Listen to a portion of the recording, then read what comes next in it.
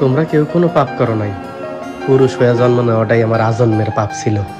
তবে এই দেশে আমার মতো পাপীর সংখ্যা হাজারে হাজারে, লাখে লাখে।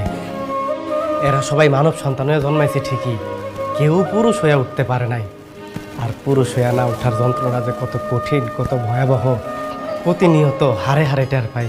কারণ পুরুষের সাফল্যের ভাগ সবাই নিল, ব্যর্থতার ভাগ তো কেউ নিতে চায় না।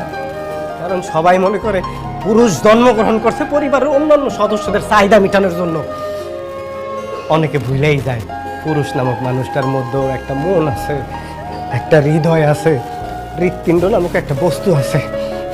প্রিয়জনের কথার আঘাতে সেই হৃৎপিণ্ডটা না কাইপা ওঠে।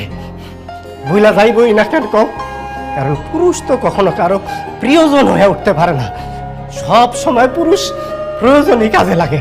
পুরুষ মানুষ সবসময় চোখ দিয়ে কান্না করে না, মুখ দিয়েও